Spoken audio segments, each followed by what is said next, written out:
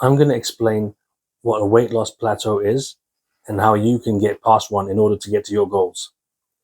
Because there's nothing more frustrating and demoralizing than not seeing any progress in your weight loss despite doing all the right things. You're still hungry all the time, you're working out, but not seeing a single pound on the scale move. And that can be really demoralizing because after a while you start to blame yourself and you start to believe that you're doing it wrong or you're lacking willpower, but it's not you. It's just how your body works. And I'm going to explain to you now how you can fix it. Basically, a weight loss plateau happens when your body lowers its BMR, its basic metabolic rate. And the amount of energy being expended roughly equals the amount of energy being consumed, meaning your weight stays balanced and it doesn't go up or down. Or one reason for a reduction in your daily calorie needs could be explained by your body simply needing less energy to maintain itself as you begin to lose weight. Because if you're carrying around less weight everywhere you go and you're pumping less fluids and blood around the body, naturally it follows that your body is not going to need as much energy in order to meet those requirements.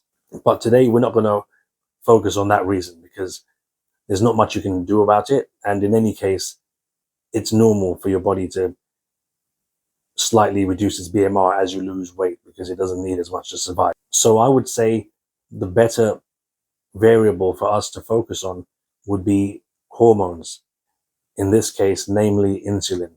Now, insulin is a hormone that is released whenever you eat food.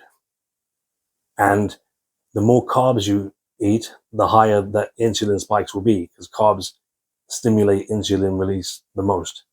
Now, when insulin is present in large amounts, it makes it very difficult for the body to access its stored body fat because the messaging system is in direct conflict with what you're trying to do.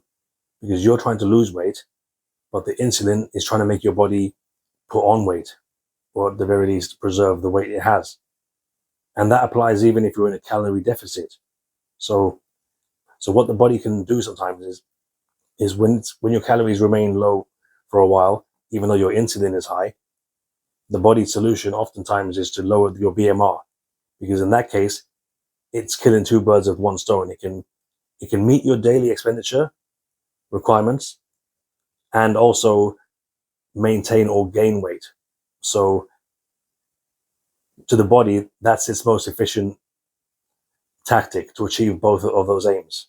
In order to lower its output, the body will do things like lower your body temperature, it will lower your brain function, lower your heart rate and your heart stroke.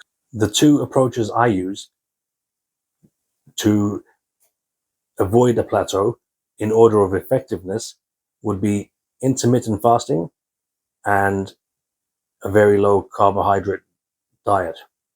Fasting is more effective than a low carb diet because with a low carb diet, you're still getting insulin releases stimulated by eating fats and proteins. Not as much as with carbs, so you still should have very good success. But if you're really struggling with a plateau, an extended fast might be more appropriate to break through it. And on top of that, an extended fast means you're consuming 0 calories.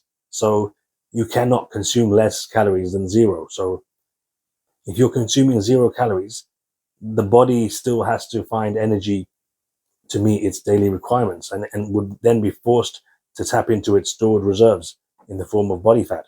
As insulin levels begin to fall and carbohydrates are no longer available, your body switches over into ketosis, which means basically it's switched from primarily burning carbohydrates for fuel to primarily burning fats for fuel, whether that be from your stored body fat or the fats you're consuming in your diet. So for example, let's say you started your diet burning 2,500 calories a day, and then suddenly it drops to 1,500 calories or 1,000 even by lowering your BMR.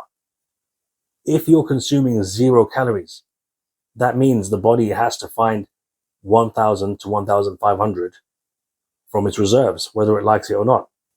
I hope that makes sense and is useful to some of you who may be having problems with this issue. If you feel that you've taken value from this video, I'd really appreciate you subscribing, and please feel free to leave any comments if you want to add something or ask any questions. Thank you.